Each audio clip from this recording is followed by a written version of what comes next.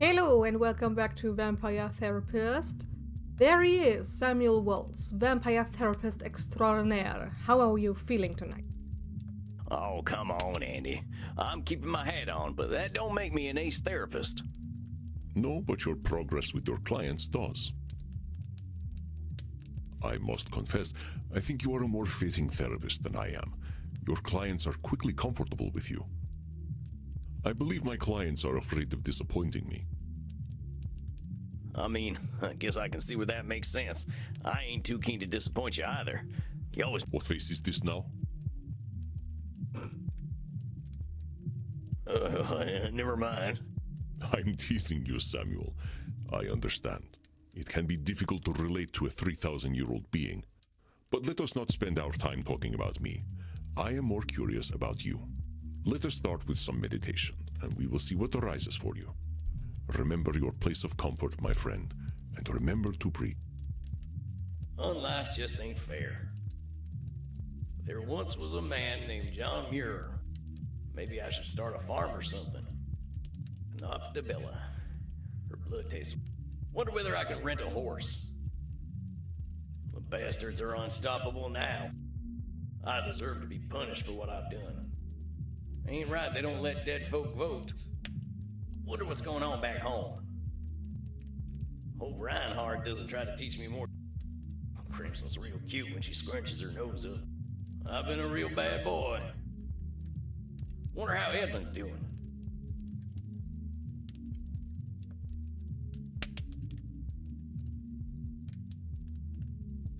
How do you feel, Samuel? Pretty good. Well, sometimes my thoughts got away from me, but that's not uncommon. Exactly. Meditation is not a game one plays to win. What sorts of things came up for you? After our last session, I can't help but think about my criminal past and how I was pointing fingers everywhere but at myself. The universe dealt me a bad hand, but I played that hand poorly. I got abused, and then I abused other folk. I guess that's only fair, so yeah, I can feel bad, but maybe the universe was just evening itself out. Aha.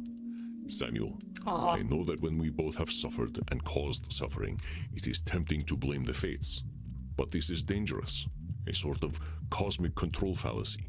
If we expect that fate will reward and punish fairly, we are bound to be disappointed. We are immortals, Samuel. We live long enough to see old grudges die, and the judgments of our generation replaced by another. So in the grand scale of time, how can any judge fairness? Dang, that's a real good point, Andy. But a depressing one, honestly. I was never a man of faith, but walking in them woods for so long, seeing so much nature, so much life and death, I started to feel a kind of flow to the universe, you know? I understand, Samuel. I am not suggesting that you deny any kind of spiritual faith you may have. It is fairness that is the fallacy. If we cannot define fairness, we certainly cannot expect it. Yeah, I think I see what you mean. Dang, another cognitive distortion, huh? No one ever said being human was easy. Yes, this distortion is called the fairness fallacy by mortal psychologists. Let me give you a few statements that might have examples of the fairness fallacy. I work hard to ensure my club is dope because I believe in earning my good reputation. Hey man, like, maybe it's good karma and maybe it isn't, but I just like to put out some positive vibes. The great vampire banker Count Van Gelder has been an entitled prick for 6 centuries. It's only a matter of time before he gets what's coming to him. Why bother being kind to mortals? The universe only punishes kindness. The universe punishes kindness? Well, that ain't nothing you can know, boss. Sounds like a fairness fallacy to me. Indeed, Samuel. It's the sort of thing a more nihilistic vampire might say, but such nihilism is not founded in objective reality. And nihilistic vampires are real downers at parties. At the last Blood Drinkers Ball, I ended up at the same table as Ayn Rand. I cannot imagine who decided to offer her immortality. That was my longest night in thousands of years. But well spotted, Samuel. My own life has not always been kind, but I have learned much from my challenges. Believe you are still missing a fairness fallacy or two. Let me repeat my statements for you. I work hard to ensure my club is dope because I believe in earning my good reputation. Hey man, like, maybe it's good karma and maybe it isn't, but I just like to put out some positive vibes. Well, dang, Andy. I didn't know you could do voices. I like to break it out at vampire parties. That didn't hide the fairness fallacy, though, surfer partner. You're expecting some kind of reward for being good. I spoke of putting out good vibes for its own sake, not expecting anything to come from it. Specificity is important, Samuel. That is why we are doing this exercise. Let us continue. The great vampire banker Count Van Gelder has been an entitled prick for 6 centuries. It's only a matter of time before he gets what's coming to him. I think I heard of this fella. He was one of them vampires pulling the inflation strings during that coronavirus thing, right? They say he caused the Great Depression back home, too. You're right that he's acting like a prick, but the universe ain't accidentally gonna make him fall on a wooden stake. You are correct. This is a fairness fallacy, and a bit of wishful thinking. You really don't like this fella, huh, Andy? He is a 600-year-old investment banker. He's tried to summon demons, and even they refuse to spend time with him. Yeah, and he's ugly, too. Let us not descend to his level, Samuel. Oh, sorry. For you would never reach the bottom. I got all the fairness fallacies, right? Indeed you did, Samuel. You are most adept at tracking down cognitive distortion. I got a good tracking nose, I'll tell you that. I can't tell you the incredible things I learned just being in nature for so long. Yes, you speak quite highly of this time. This is where you discovered the concept of cognitive distortions, and you said something about a flow to the universe? Oh, yeah, that.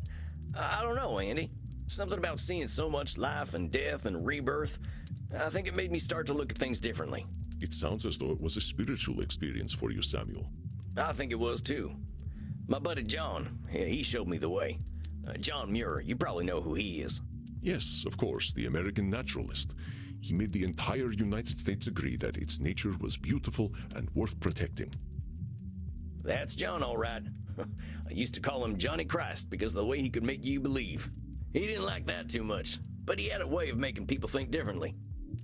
How did you meet? By the late 1800s, my hippie friends moved west. John, he was their hero. He walked and thought, and no modern comforts. We got along well. He liked that I never got tired. We usually walked in silence, appreciating nature. He'd draw, I'd write. I think it was the first man I fell in love with. I was still a young vampire then, not even a century old, thinking I was straight. Most of us need a good 100 years before we are ready to open Pandora's underwear drawer. Yeah, about that.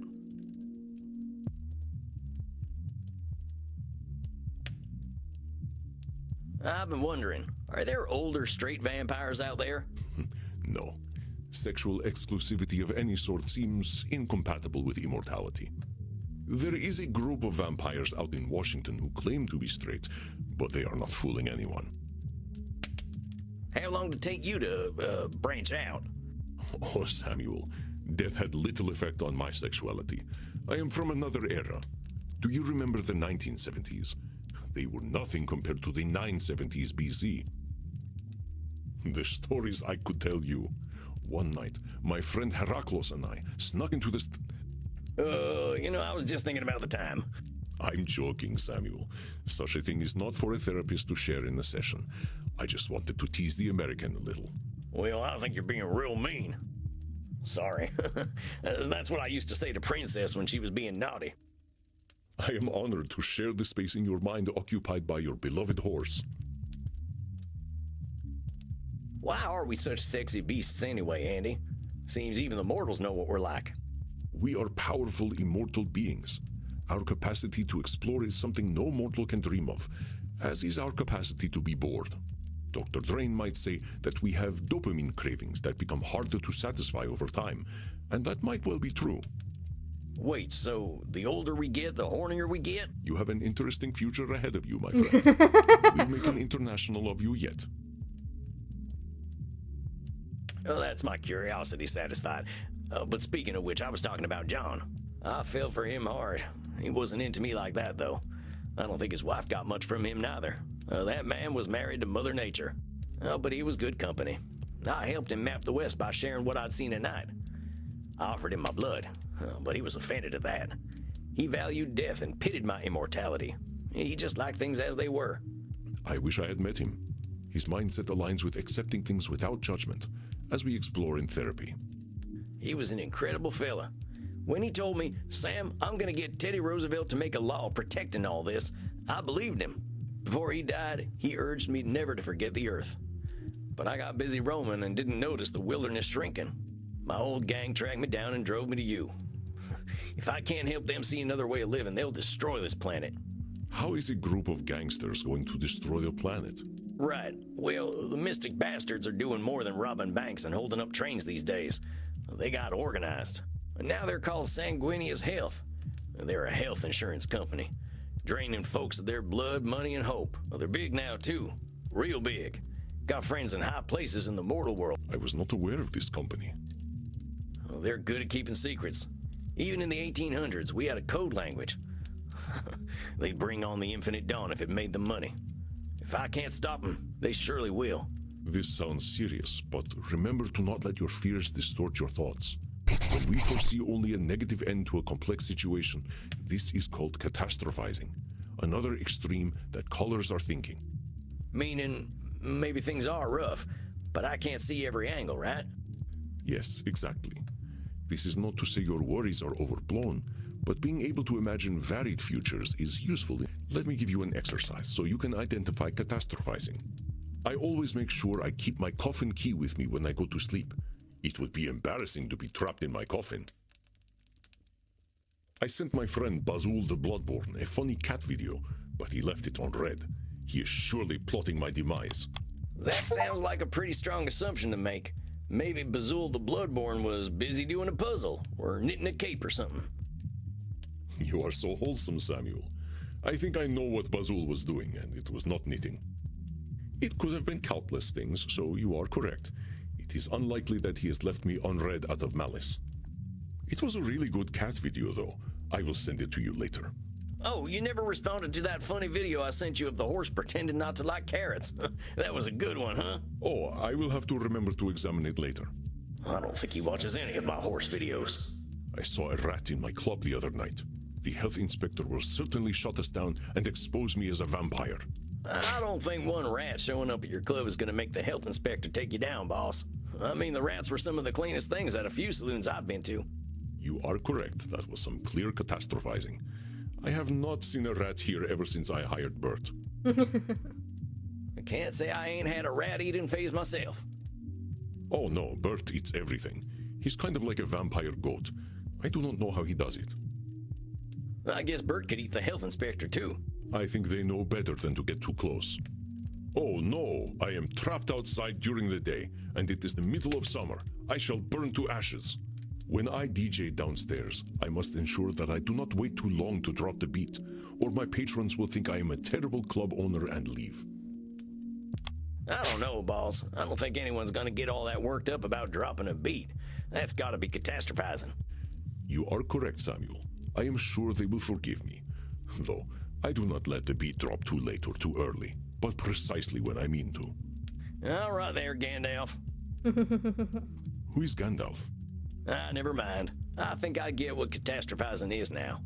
It's just hard to see other angles when I see how powerful my ex-gang's gotten, you know? But I know them. Well, they're just like I was. Maybe they've gotten better at being evil, but I get where it comes from now. That's why I feel this responsibility to help them. Now, I know that's a control fallacy. Maybe I can't help them, but I do want to try. Wanting to guide them out of the darkness is not a cognitive distortion, Samuel. It is a noble aim, truly. I'm just not sure I can do anything. I'd probably just make them worse. That sounds like catastrophizing to me, Samuel. I believe that you will help some and be unable to help others, or some may not be ready to be helped. I reckon you're right. I gotta take things as they come. Just follow that flow of nature. You are doing exceptionally well, Samuel. I have seen your clients slowly changing the way they look at themselves. I don't know, Andy. Seems like there's a lot of work to do. There always is. That we will have work to do is one of the few things we can truly expect. Well, I surely hope things keep going well. I am not a man of faith, Samuel, but I do have faith in you. Oh, gosh. Come, let us wind down together. Perhaps you'd like to play Settlers of Wallachia with me? Settlers of... Is these Settlers of Catan? That sounds like the kind of quiet evening I'm looking for. Come then. I will set up the board. No.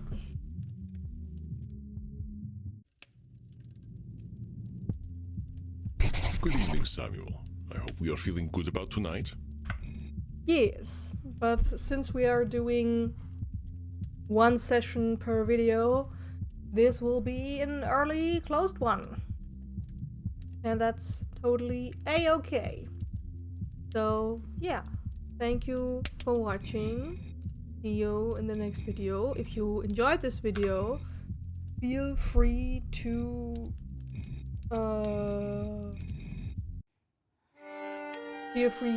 subscribe to the channel, like the video, comment what you thought about this, and yeah.